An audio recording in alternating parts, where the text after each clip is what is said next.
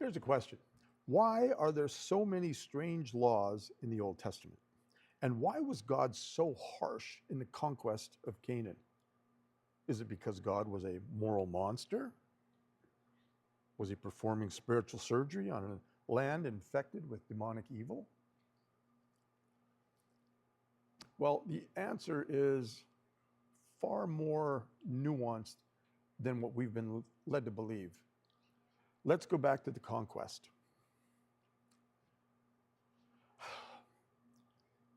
Moses and Joshua led the armies north on the east side of the Jordan.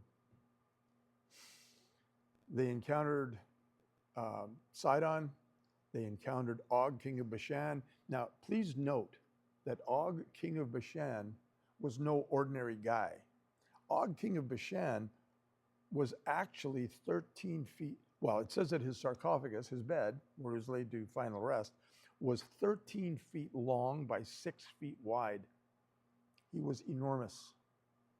He was a giant, a Rephaim, the last of the Rephaim in that area. Now remember that Bashan lies in the foothills of Mount Hermon, ground zero for the sons of God descending and corrupting humanity.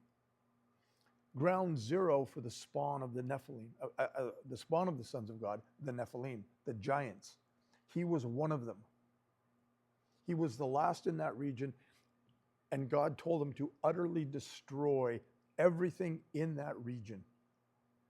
Men, women, children. The seed had to be destroyed. It was not human. It was mixed. It was hybrid. So they did. Then they moved down to Jericho. And one of the key verses in this whole situation is when God says, when the angel, the commander of the Lord's army says, consecrate yourselves, for tomorrow the Lord will do mighty things among you. The people had to be holy to enter the Holy Land. The people had to be holy to take possession, to make that ground sacred space.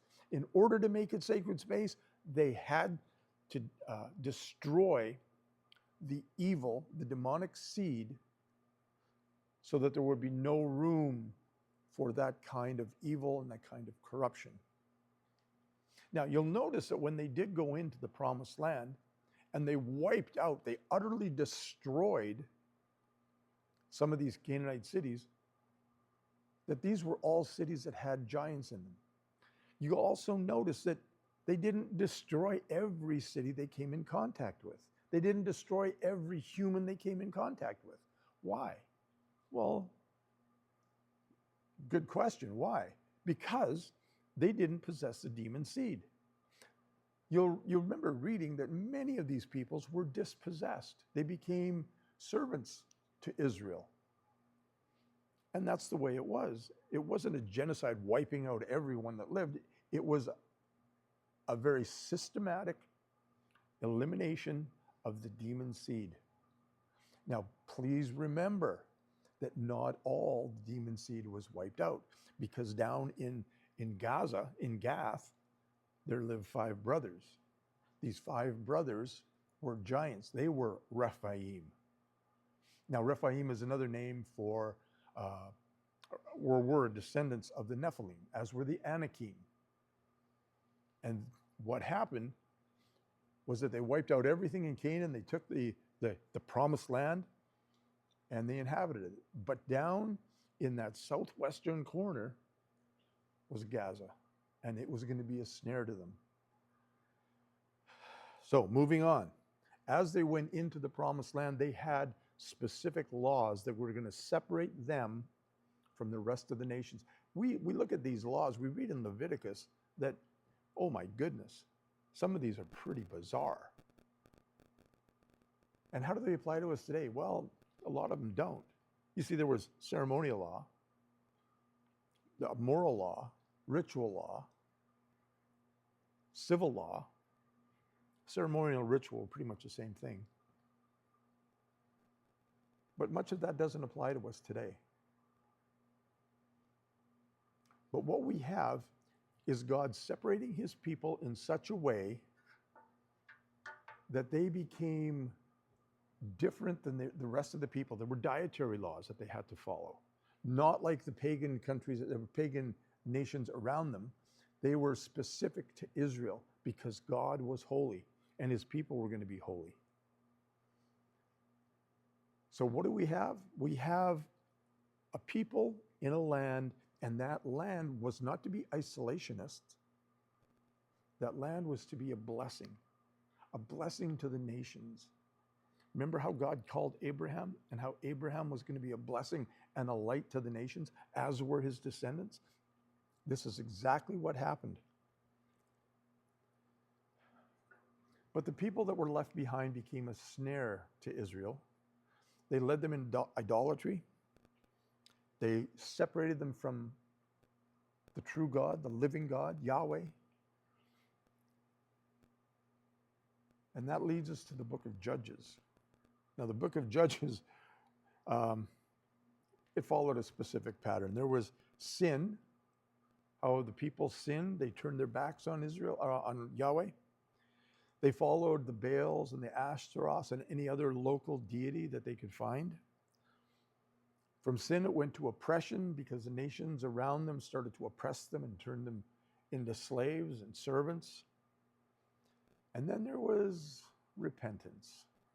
When things got really bad, it was time to get on your knees and cry out to God. And God heard their prayers. God heard their cries, and he answered them. How? By the calling of specific judges, people who are going to come in, lead the people back to Yahweh in repentance and in humility, and they would experience peace. And then, of course, there was that was the deliverance part, and then, of course, we've already discussed the peace. But one of the phrases that is mentioned in Judges is that the people did what was right in their own eyes, and there was no king in those days. There was no leader. There was no one person who would lead them in the ways of righteousness. Now remember, not all Israel's king, Judah or Israel, led them in the way of righteousness. In fact, not one king in Israel, the northern kingdom, was righteous. There were righteous kings in Judah,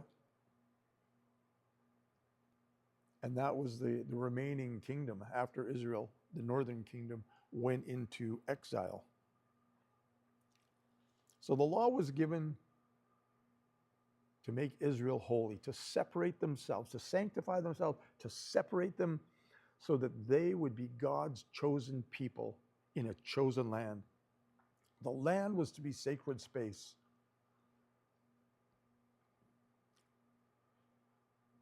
There was spiritual warfare going on as well as physical warfare during the conquest. Israel's failure in the days of the judges and beyond showed clearly a need for a king, for a leader who had divine blessing. And we will get more into that next time. So if you would kindly submit, share, notify, leave a comment, greatly appreciate it. Thank you, and until next time, goodbye.